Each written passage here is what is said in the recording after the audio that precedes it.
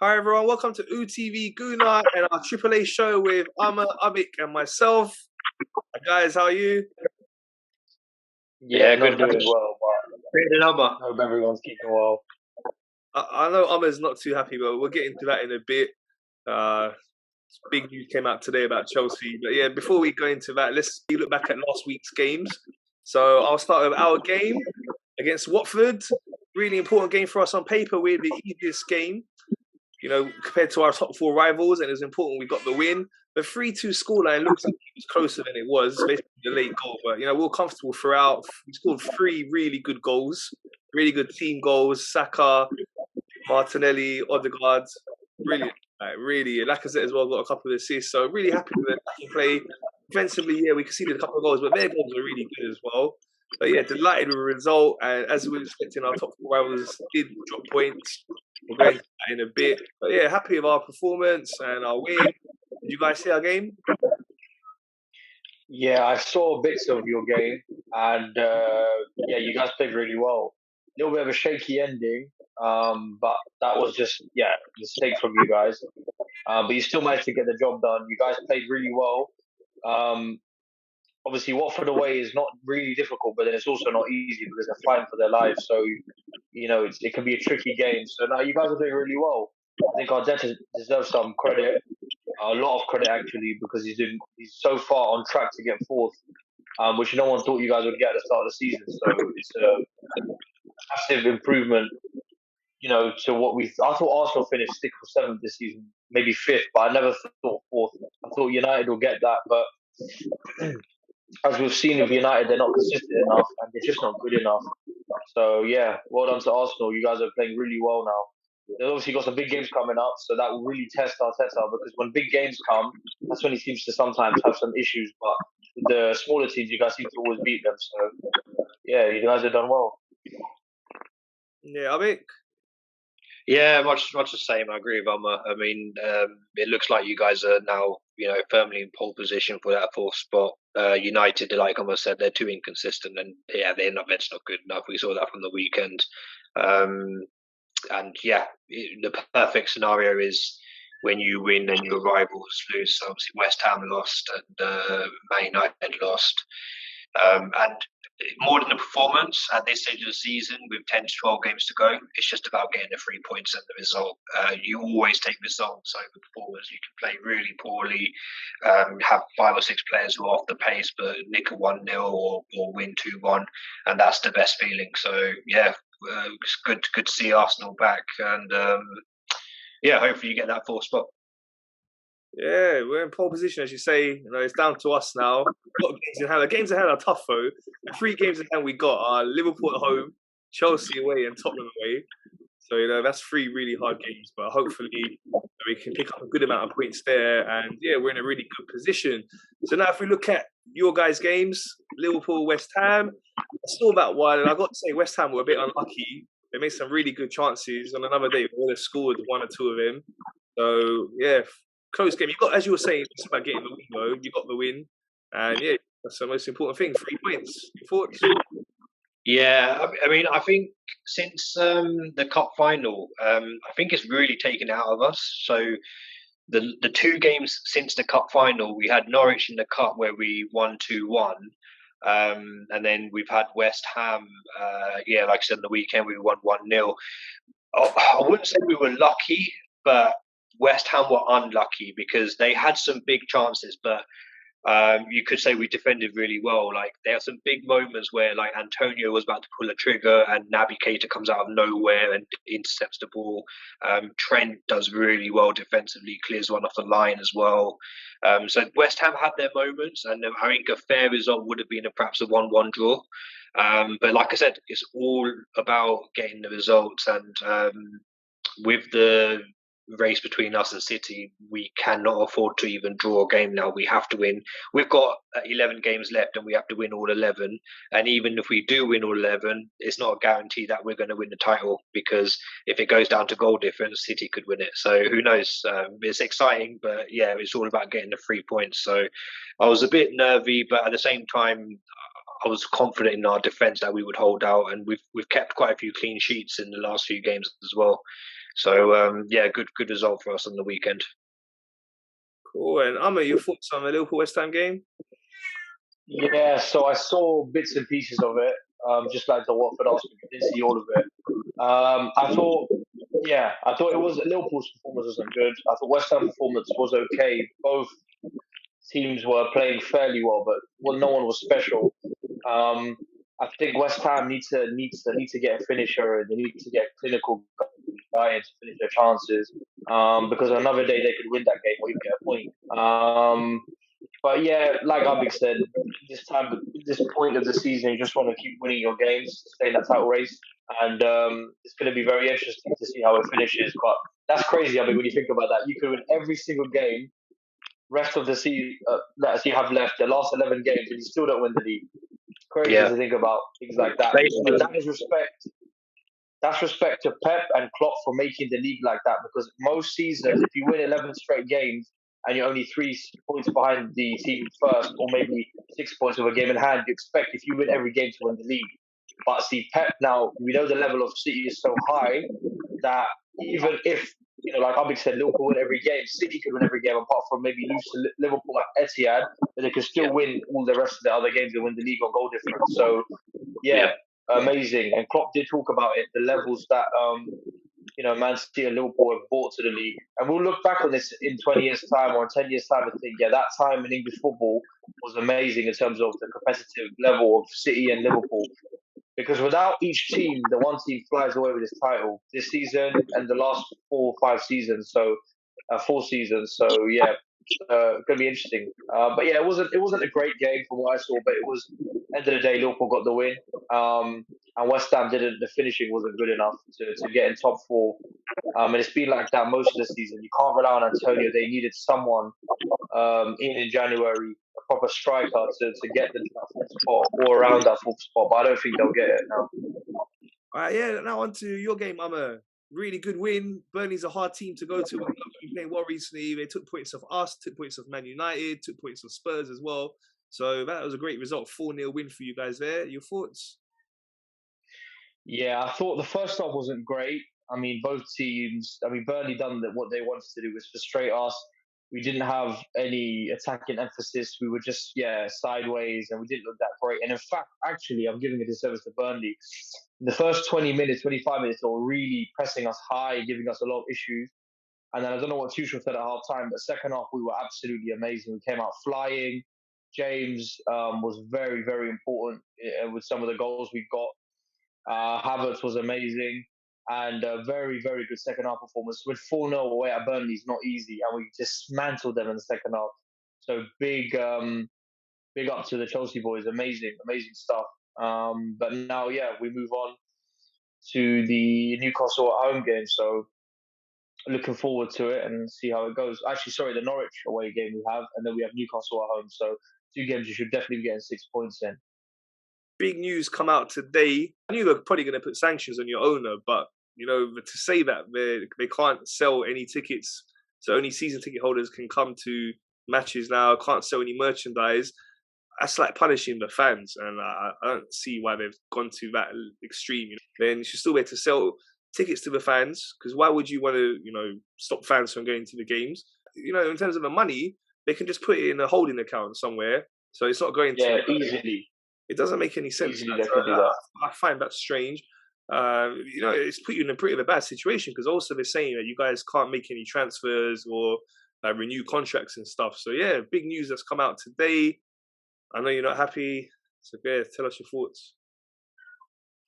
Yeah, so it's a difficult one. This one, isn't it? It's very tricky in terms of when you think about everything that's involved.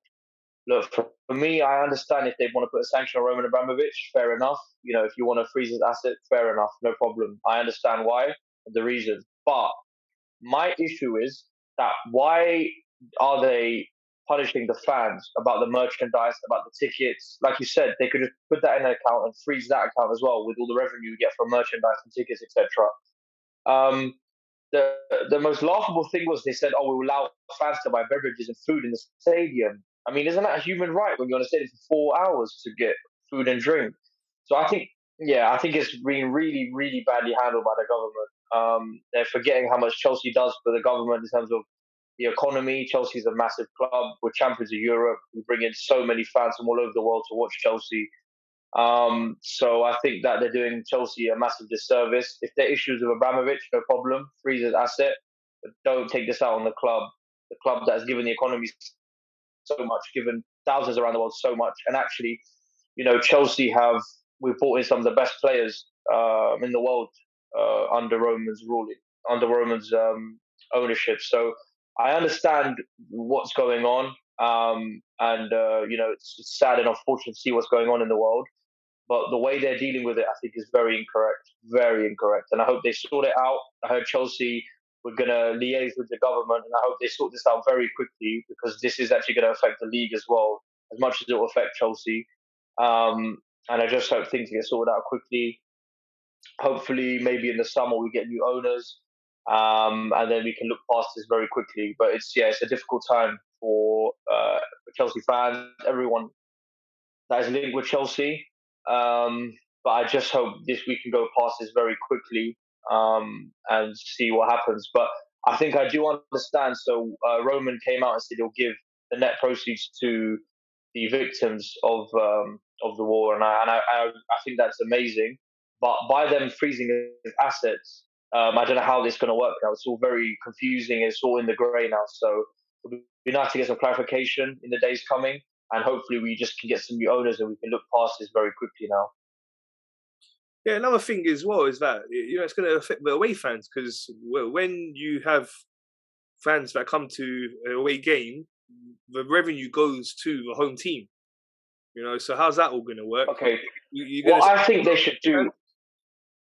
No, what I think they should do. This is the fairest thing. Is just have a raffle. So, for example, when Arsenal play Chelsea at Stamford Bridge, just put a raffle for the Arsenal fans, and whoever wins gets a free ticket at Stamford Bridge. I think that's the best thing to do, because the money's not that important. And again, I think that's the nicest thing to do, is to have a raffle for the Arsenal fans, and then whoever wins it, maybe two Arsenal members, for example, and then they get the tickets, and then they can go to the game, and that way we don't earn any money, and that's probably the fairest way to do it from an away team's perspective.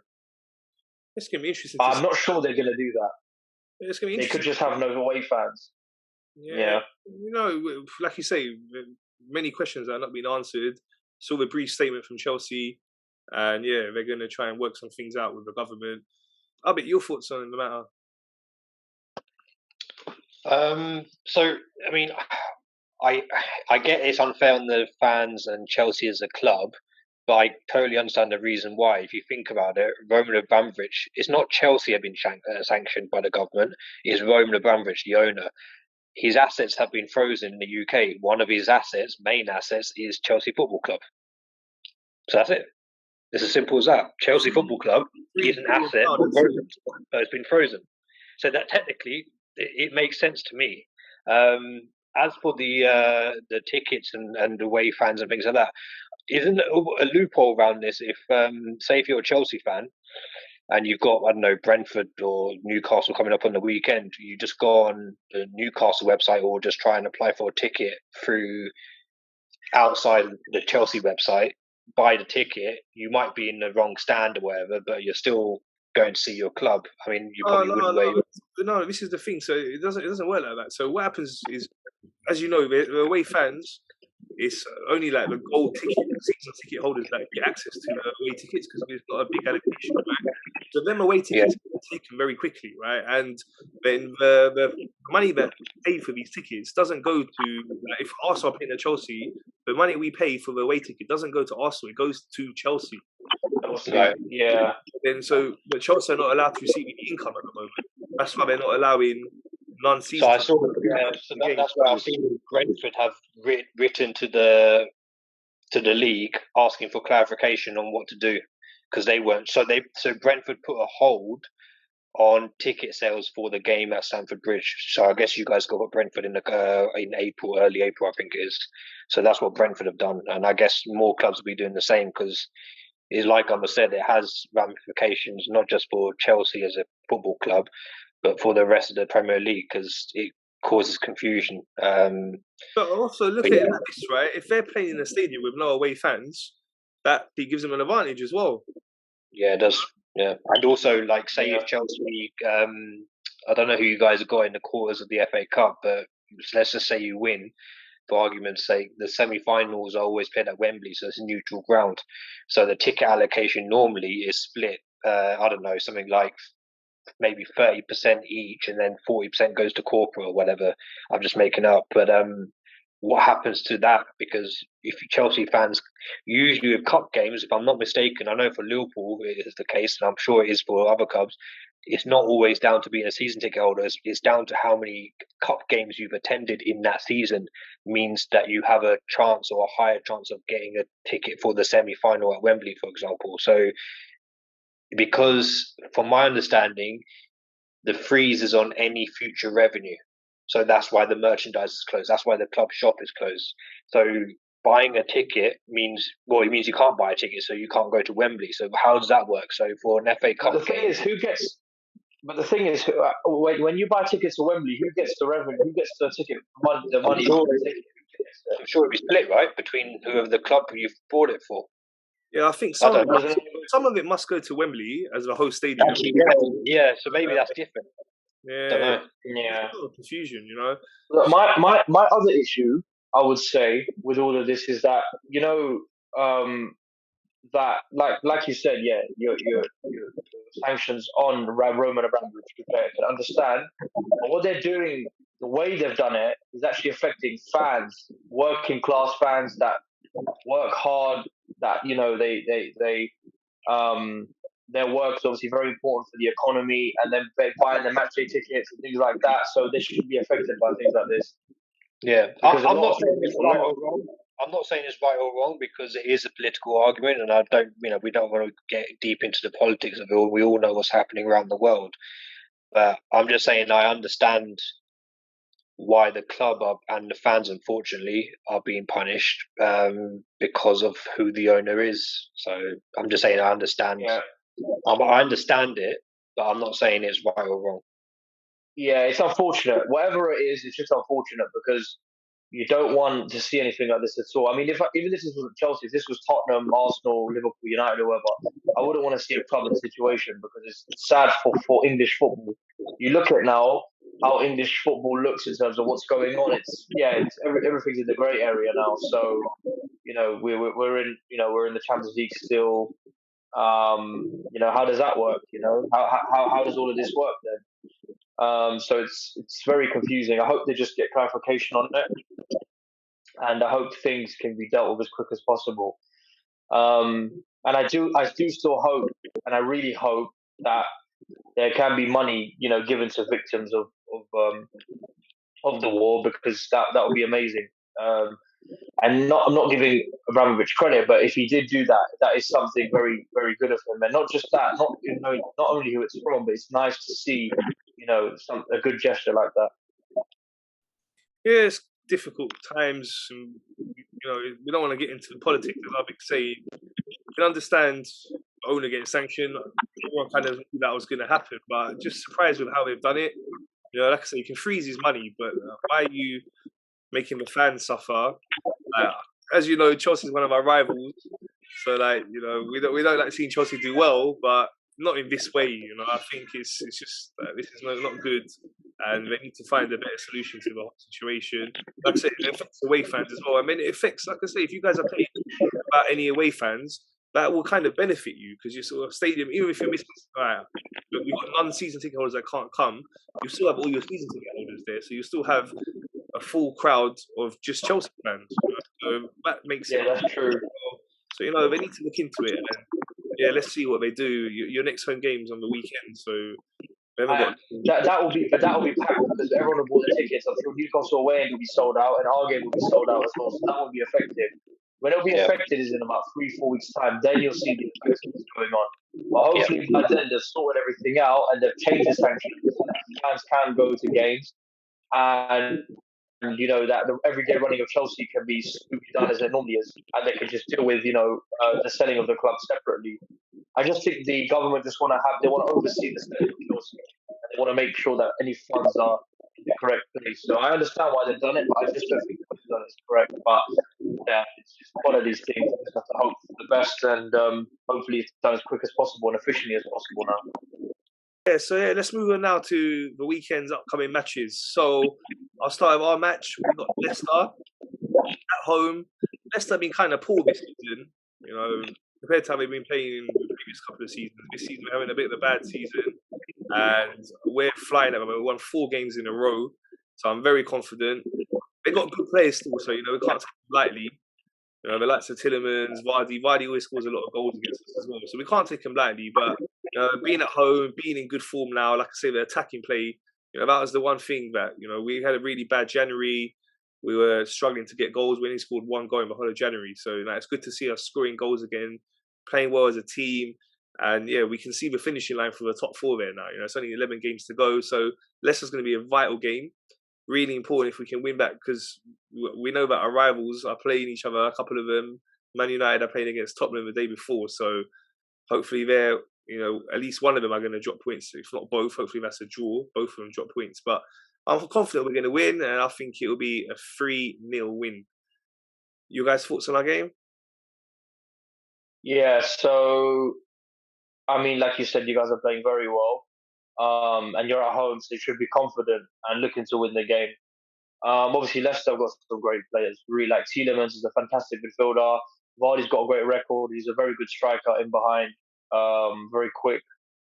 Um, Leicester, yeah, they're very inconsistent, but they've been kind of consistently poor this season. Nowhere near the top 4. Um, so I think you guys should win comfortably, but I don't think you'll win, like you said, 3-0. I think you'll win maybe 2-1, I would say. I would say it'll be a close game, but I think you'll get the better of them because you're a better team, better players, and I think you've got more, I guess just more chemistry on the pitch with each other. Where Leicester, sometimes you look at them play and the way they defend sometimes it really is awful. When Vardy's not there, it seems like they're missing that strike up front. Even though Iheanacho is a very good striker, he's not the same as Vardy. Vardy's kind of unique in the way he plays, and he's obviously got a lot of experience with his age and everything. So yeah, I think you're going to win 2-1. Yeah, I think you're playing with a lot of confidence. Like you said, you've won the last 4 in a row, and Leicester, yeah, they're nowhere near the top 4. Like I said, they're not consistent. I think Vardy was back, but I think he's injured again as well. So if he's out, then you're definitely going to win because they've got hardly any threat. Patson Daka has been a good signing for them, but he's not Jamie Vardy. And like you guys say, they've got players like Harvey Barnes, Tielemans, who can, and Madison, who can influence the game. But I still expect Arsenal to win, so I reckon it'll be 2-0 to Arsenal. Okay, I mean, now let's look at Liverpool's game. You guys are playing Brighton away. Brighton, a decent team, they done well against you at Anfield, didn't they? They picked up a draw, I remember, right? So we fucked up, to be honest. More than they did well to pick up a draw, but we were 2-0 up and we fucked it up basically. So I'm sure Klopp will be reminding the players of what happened earlier in the season at Anfield.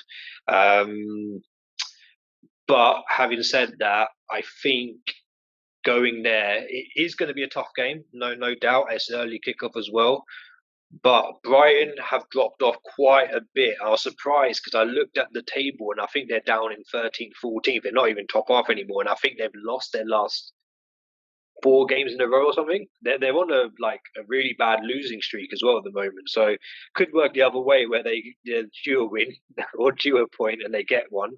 Or because their confidence is low, maybe we take advantage of that. I'm hoping we can get an early goal, settle the nerves and get a second, and then just see it out rather than capitulate like we did at Anfield. That was a rare occasion where we just, I don't know what happened, but we were 2-0 up and maybe we just got overconfident and started taking off the gas and let them back into the game.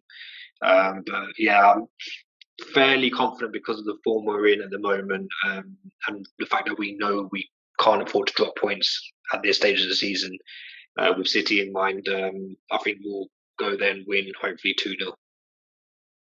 Okay, Amma? Yeah, like Abid said, Brighton, they've been really poor recently. So it's going to be interesting to see how they can play. It's a big game. They're at home. They should, I just give it their all actually. They got great players like Tariq Lamptey, fantastic right back. Neil Maupay, is a good striker. So they got some very good players, and they got the midfielder. What's his name again? The midfielder, Bissouma, fantastic midfielder. Someone that deserves to play for a top team. And yeah, Liverpool, haven't been great recently. In terms of the results they've been good results, but they haven't been that kind of Liverpool that we know where they comfortably beating teams or like Abik said, I think from the Carabao Cup final, I think the players are tired, mentally and physically probably tired, so it's difficult to keep up the same consistency again and again. It does get draining, I'm sure it does, and that's why you see Man City, weren't great against Everton and then against Spurs, but then they were much better against Man United. I think it's going to be a good game, but I think Liverpool just should win. I think they should win. So I'm going to say, I think Liverpool going to win 3-1. Okay, I think Liverpool win that one as well. It's really important in the title race, so I'm sure they'll be fully focused. And unlike when you played them at Anfield, I don't see you messing up a lead this time. So I think it'll be quite comfortable. I think it will be 3-0 to Liverpool. And then let's talk about Chelsea's upcoming games and other. So I know you guys have got Norwich tonight and then Newcastle on the weekend. Thoughts on that? Yeah, so with the game tonight, it's going to be difficult mentally more than physically tonight for the players to have to deal with everything that's gone on, all the uncertainty with everything. So one second, Ahmed, 1 second. Just popped up on my screen. I got the Sky Sports app. A notification came through. Putin said, "I'm still happy to be here." So just thought I'll let you know. That's amazing character from him. Amazing manager, fantastic. So tonight mentally will be difficult for the players. I hope they can get over that hurdle and put a solid performance in like they did against Burnley, especially in the second half. Confident, so I think we should be comfortable tonight, and I think we're going to win 2-0. I think we should win tonight, but it's a game where you expect to win, but because of everything that's happened, I wouldn't be surprised if we lost today as well because it's difficult for the players right now. Okay, Abik.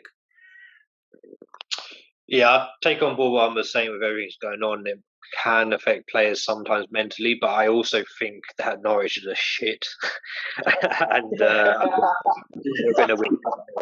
I don't think there could be so much.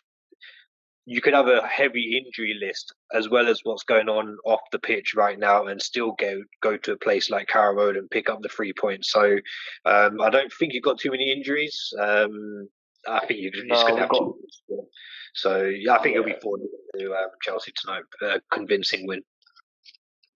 Yeah, as you said, mentally it's going to be tough for the players, especially the players that are out of contract in the summer, and with the news coming out that they might not be able to renew their contracts and stuff. So that's like a bad situation to be in. But they're professional footballers, and as you say, Norwich are a poor team, so I think it'll still be a comfortable win for you tonight, 3-0.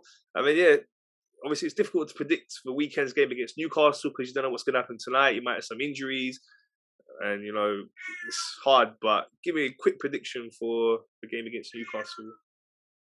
I think that's going to be a difficult game, more than people expect, in terms of not just because of what's happening off the pitch, but Newcastle are playing very well. I think the Newcastle game will be 1-0 Chelsea. Okay, I mean, yeah, Newcastle are in form right now, and I'm going to go for a bit of a surprise. I think they're going to pick up a point. It's going to be a 2-2 draw. Preview one more game of the weekend. It's a big game for us because it's involving our top 4 rivals, Man United against Tottenham. So we know Man United got absolutely destroyed by Man City. Before we actually preview this game, I just want to ask you your thoughts on the Manchester derby. No, absolutely amazing to watch. This was the time for me to get my mortgage on a City victory. Yeah, this was the time. I mean, Man City, the first, honestly, I'd say, look, the first half, even though it was quite strange, I liked Ragnick try something different. You have to do that sometimes. It was obviously a bit strange seeing Bruno and Pogba as false nines, but he tried something different. And United started quite well, actually. They didn't necessarily, do much in terms of finishing. Sanchez scored a fantastic goal. And I think they were a little bit unfortunate to be losing at half time. But then when you look at overall the game in the second half, Man City were absolutely dominant in the second half, deserved to win. Could have scored some more goals. They were amazing. Grealish hasn't been that great this season, moving to Man City, but he put in an amazing performance. Foden was very good. And that left hand side, I feel sorry for Wan-Bissaka. I really do. He got bullied by three world class players. And yeah, overall, Man City convincingly won. And yeah, the top of the league. And they needed that win. They needed to kind of show themselves with a convincing win. And they did that. And think about this, that I think it's the last 3 games or maybe more than that where Man United keep winning at Etihad. They have this kind of this great record at Etihad. So I didn't think Man City would win, but I wouldn't be surprised if Man United got a positive result. They didn't, and Man City definitely deserved to win. Yeah, I mean, yeah, I mean, I switched off after it went to 3-1. To be honest, I was holding out a bit of hope when it was 2-1 because it was 2-1 for quite a while. United, you know what? It didn't feel like a 4-1 game though. As in, so the reason why I say that is because the first half in particular, I don't know if you guys noticed, but United cut City open a couple of times. I thought, hang on a minute, this is not like, and this is Man United, someone as poor and as inconsistent as Man United cutting City open. So I just thought, wow, okay, maybe it's a derby, maybe that's why. But Sancho took his goal really well, and then he had a really similar chance that he blazed over the bar. If he scores that, it goes to 2-2. And it could be 2-2 at half time, and then it could be anyone's game. But yeah, City had too much quality in the end, and also I didn't hold out much hope when I saw the team sheets drop because there was no Ronaldo and no Varane. I thought this is it. If at least if Ronaldo and Varane were playing, I would have been a bit more hopeful. You know, Ronaldo being a big moment player and Varane just making him a bit more solid at the back at least. But yeah, I think those two are big misses for United, and yeah, City just obviously had too much quality for them in the end. But yeah, I was hoping for a bit of a favour, but sadly not to be. Another thing I would say though is it's a bit strange around Ronaldo's injury. I'm not sure whether it's injury or whether there's some sort of politics going on at United. Yeah. Well, there is politics going on at United. There is a lot of it going on. A lot of people, a lot of players don't like Ralph Rangnick's style of play and his style of management. And maybe Ronaldo's one of them. And maybe Ronaldo said, "Listen," because Ronaldo has the power to do that. Say, "Oh, maybe," or Ralph said to him, "Well, you're not playing. You're not in the squad." I mean, to leave Ronaldo out of the squad is crazy. But then sometimes we have to praise managers for these big decisions. I mean, it didn't work. They got beaten quite convincingly. Maybe it wasn't a 4-1. I agree with Abik. It wasn't a battering or anything. In terms of the first half, especially, was a very, very even game. But the politics of Man United, it's going to be interesting to see who they appoint at the end of the season, and to see what players stay around and what players leave. So it'll be very interesting. And yeah, they got a big game coming up now against Tottenham at home. Massive game. They really need to be winning that game to keep any type of momentum for this top four, to stay in and around, Arsenal. And it's going to be a big game. You look at it, Man United obviously very inconsistent. They're at home, so they should be confident being at home. But Tottenham, Tottenham are that team where you never know what they're going to do. They could beat Liverpool and Man City away 2 weeks in a row. Then they could lose to Burnley and Newcastle at home 2 weeks in a row. So Tottenham, you never know what you get with them. But I think Tottenham are going to be really confident for this game. I think they're going to play really well. I said it last time when they went to Etihad that they'll get a result, and they did. I didn't think they'll win. I thought they might draw, but they got a very good result, and they deserve to win. Fantastic performance.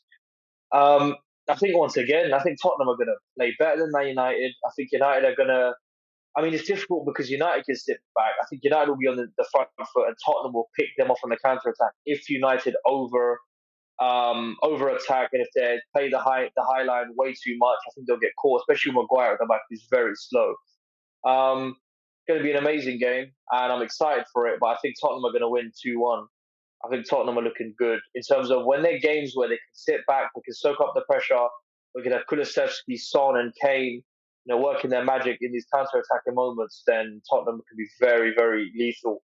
And I think, but if you ask me, Tottenham against a lower league, lower table team, I'd say probably Tottenham draw or lose. Because it's United, they'll be in the back foot. They'll be able to play their game the Antonio Conte way as well, with the three at the back and the being solid in defence, and attacking in the right times, playing the correct passes, which Kane can do. I think they're going to win the game 2-1. Okay, Amit. Yeah, I think similar to what I was saying. Really, I think Tottenham are going to win 3-1. I think it'll be quite convincing. It'll be similar to what we saw at the Etihad. They seem to turn up for the big games, certainly this season. Players like Harry Kane, who have scored 5 or 6 goals all season, seem to have their best performances like he did at the Etihad. I expect something similar going into the United game. So, yeah, 3-1 Tottenham for me. I'm going for 1-1. Maybe 2-2. Actually, I'm going for 2-2. That result suits us perfectly. Do you don't want Tottenham to win? Doesn't Tottenham winning be better for you guys, or is that still? If you look at the table, right? So we're 1 point ahead of Man United with 3 games in hand. We're only 3 points ahead of Tottenham with 1 game in hand. And okay. That gap, so you'd say Tottenham are more of a threat to us, but I would never want Tottenham to win anyway. Like, even if it was a battle for us between us and Man United, they would be doing us a favour. Only I'd want the draw. The draw is good still because they both drop points. So yeah, let's go 2-2. What would be crazy is if Tottenham can get 4th. Sorry. Yeah, say that again. It would be crazy if Tottenham got the 4th spot. That'd be amazing work from Conte. It ain't happening. You remember? We're going to finish 3rd. Tottenham are going to finish 6th. I think. They'll spur it up. They'll spur it up. Yeah, Chelsea 4th. Chelsea will be 4th. Man United 5th. Tottenham 6th. We're getting 3rd. Well, look, that's the closest Arsenal come to a big trophy. So you take 3rd spot. We'll take the Champions League. It's all right. But you guys will get 3rd spot. We're still, no matter what's going on off the pitch, we've got great players, fantastic world-class players, and I think we'll definitely get 3rd. But look, either way, maybe you guys can dip 3rd, but either way, it's just getting Champions League football, which is important. Okay, so as I was saying, with our situation with having like Norwich tonight and then previewing Newcastle was difficult, and same now where I want to have a little discussion about our game against Liverpool.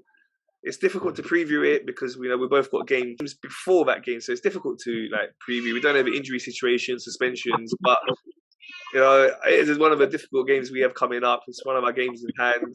I'm confident because we're at home. I think that we've got a chance. I do know how strong Liverpool are. I saw it in the Carabao Cup, and that was without Salah and Mane. And you guys have been a lot better than us in recent times, but we've done quite well against you at home.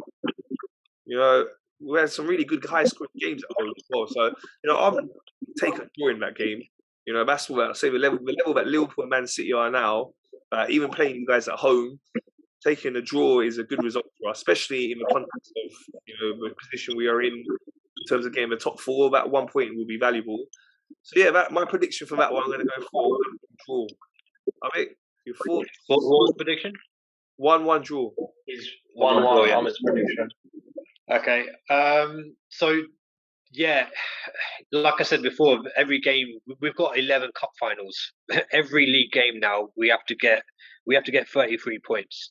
Now, if we beat Brighton on Saturday, it puts the pressure back on City because the gap cuts from 6 to 3 points. If Palace can do us a favour and nick a point, then it's going to be a 4-point gap. If Palace do anything, I would almost bank on us going all out and just getting the win against you lot, because we're going to be so pumped, because we know a win will reduce that deficit down to just a single point. But having said that, even if City win, the pressure's back on us to win to get it back down to 3 points again, and that is our game in hand. I think, yeah, we saw Liverpool and particularly Jota basically come to the fore in the recent Carabao Cup semi-final at the Emirates. We've got hardly any injuries. I think Firmino's the only person injured now. Everyone else is back. Thiago is back as well. So we've got the depth and the quality. But having said that, yeah, the game at the Emirates is still going to be a very tough game. If we were going to drop points in the next 10, that's the one I'm looking at that I'm probably most worried about. in terms of Liverpool not getting the 3 points. But I got to back my boys. The form that we're in, chasing City, it's going to be a tight game, but I'm predicting a 2-1 victory for Liverpool. And Diogo Jota hasn't scored in a while. He hasn't scored about 4 or 5 games. So if he starts, then I'm expecting him to break this mini drought of his and experience scoring again at the Emirates, which he's enjoyed a couple of months ago. Okay. Amma? Yeah, I think it's going to be an amazing game. Like you said, it's still a little bit away, but I think it's going to be a fantastic game. Both teams, Arsenal. Well, again, we're going to have to see how these next games go. But Arsenal in really good form. At home, should be confident. I actually predicted Arsenal to win against Liverpool in the Carabao Cup, which was my mistake. I just thought Arsenal were going to win because Liverpool had absentees of Naby Keita, Salah, and Mane. So I thought Arsenal, with the confidence, would win. But yeah, the way the game went, I feel like Liverpool controlled the game and yeah, were the better team. So I think this game's going to be interesting. See, with this game, look, Liverpool consistent in terms of getting results, but inconsistent recently with their performances. I think it's very important to see what Liverpool turns up. I think Arsenal should be good. They should be confident, like I said. Should be on the front foot, but then it's difficult because I feel like Arteta will sit back in this game and hit on the counter. I don't think he'll go for this game, even though it might work. If you went for Man City and you probably deserve to beat them at the start of the year. So I think it's going to be 3-2 Liverpool. This is my prediction, but I wouldn't be surprised if it was 3-2 Arsenal. I think it's going to be a high-scoring game. I think both defenses won't be super strong, and I think both teams, even though I think Arsenal might sit back, I think Liverpool score first, and Arsenal have to go for it and have to get that equaliser. Just feel like it'll be high-scoring. I'm not sure why. I'm just getting that feeling. So I think it'll be 3-2 Liverpool, but I wouldn't be surprised if it was the other way, 3-2. Okay. And before we go, just one thing we have to touch on because it was such an amazing game. Last night, Real Madrid versus PSG. What a match. PSG were looking in control. And then their goalkeeper made a big mistake and Real Madrid just went after them and just got 3 goals in a matter of like 15 minutes. Benzema hat-trick. Some great finishes from him. And then what a game. Mbappe's first goal. And then the goal he had ruled out for offside. It's just an amazing game. So many great players. What are your thoughts on the game? Yeah, I thought the game was it was a very good game. I thought PSG deserved to go through over the both legs. I thought they were the better team. I just feel like, unfortunately for them, their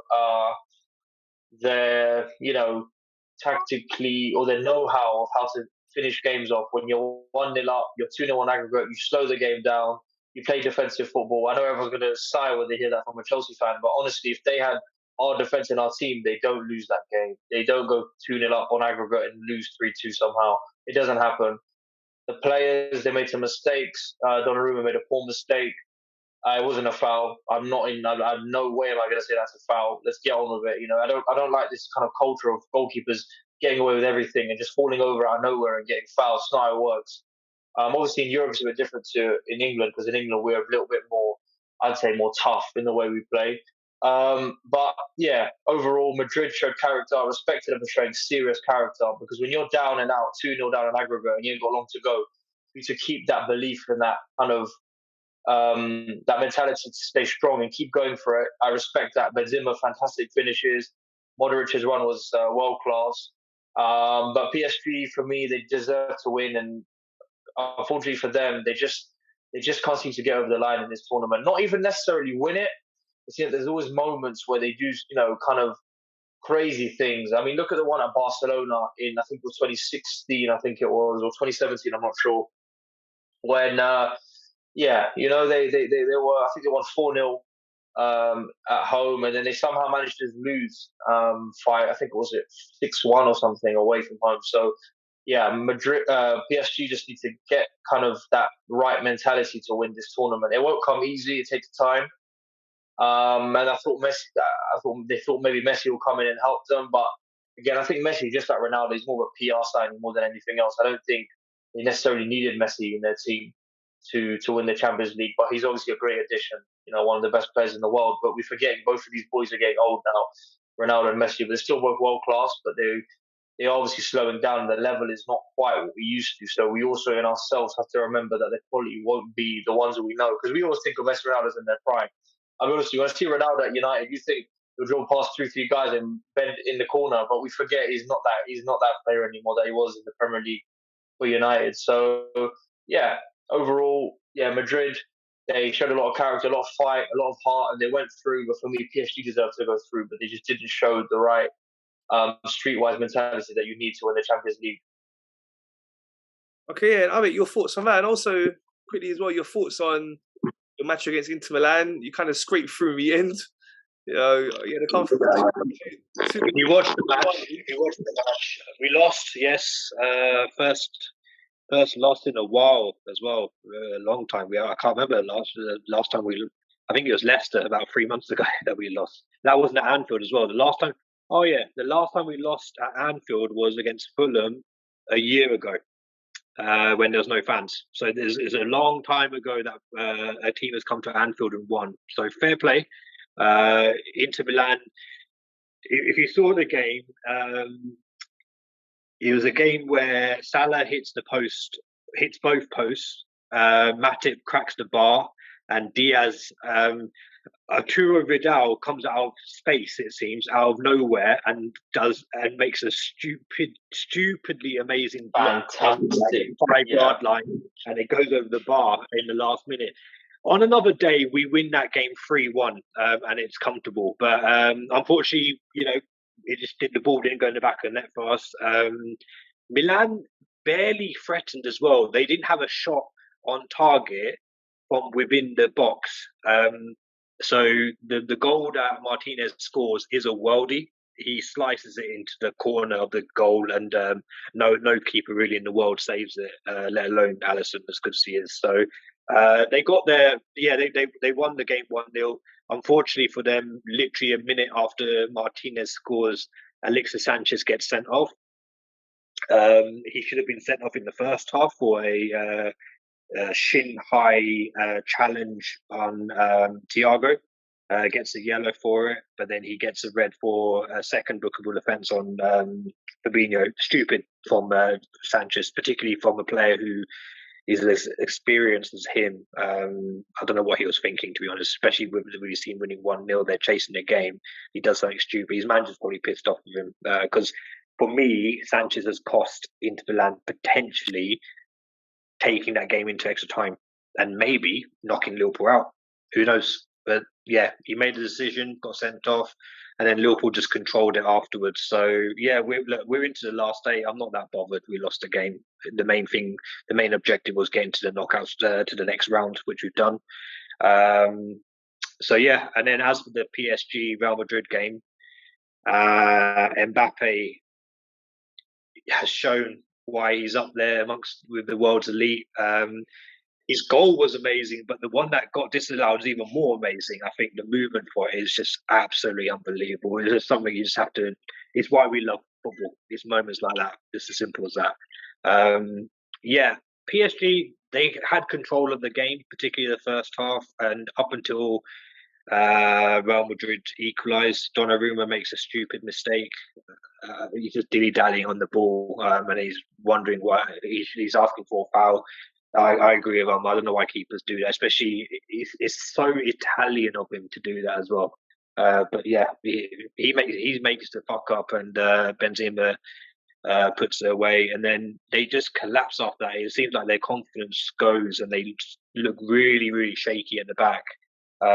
You have Luka Modric, who's turning 37 this year, rolling back the years, putting in a masterclass of a performance, and then Benzema showing the world that he's still about, even at 34. I think he scored a hat-trick, and his third goal took him to third in Real Madrid's all-time goal-scoring list. He overtook a guy called Di Stefano, who was like one of the best ever strikers, like kind of not on Pele's level, in club football on Pele's level as such, back in the 70s or 80s or whatever. So he's reached a milestone. So fair play to Benzema. And yeah, Neymar is the most overrated player in the world. I do not understand the hype. He is far too inconsistent. He has moments of magic, but so does Felipe Coutinho. so, so do you know what I mean? So he's not. For me, I've never understood Neymar hype. Everyone puts him on a pedestal as one of the best in the world. He's not one of the best in the world. He's a really, really good player who has really, really good moments, but he is not on the level of Mbappe or Haaland or Mohamed Salah has been for the last 4 or 5 years, or what Ronaldo was, or what Messi was. He's not in that bracket for me. No way. I think with Neymar, I think Neymar's world class. He's an amazing player, and when you watch him on his game, in his peak, he is I don't think he's world class. unstoppable sometimes. The reason why he just like yeah. Sorry. Just to interrupt you. The reason why I don't think he's world class is because he's not consistent enough. The world class players do it season in, season out, like Ronaldo, like Messi, like Haaland has, like Mbappe has. Neymar has not got that consistency, and he's not got the discipline as well. Yeah, the problem is, I'd say, the thing with Neymar is similar to kind of Paul Pogba, because they're both, I believe, on their day, amazing. Some of the best players in their position in the world. I think Pogba's the best midfielder in the world when he's on his game and when he's staying consistent. The problem with both of them is they're not always consistent. I mean, Neymar was very, very good in his Barcelona days when he was with Suarez and Messi in their prime, and he was fantastic then. He was very good, but yeah, I feel like he's not. I feel like again, the problem is he picks and chooses when he wants to turn up. And again, not everyone is always consistent. Ronaldo and Messi are not always good every game, but Neymar does have these games where he doesn't perform well, and PSG really needed him to perform. So yeah, he didn't play well, and yeah, Real Madrid progress, and now it'll be interesting to see. It'll be just getting really interesting to see now in the quarterfinals who plays who and who can go to the final now. The draw's next week. I think Friday. Yeah, exciting. Yeah, really exciting. Oh yeah, I'm hoping my boys will be there next season. It's looking good for us, and can't wait to hear that Champions League music again here at the Emirates. Look forward to this weekend, then. Some big matches coming up, and looking forward to seeing you guys next week. Thank you, Amar. Thank you. Take care, guys. Thank you, Abik. Thank you for having me. Take care, everyone. Thanks for watching, everyone. Please remember to subscribe, like, and share.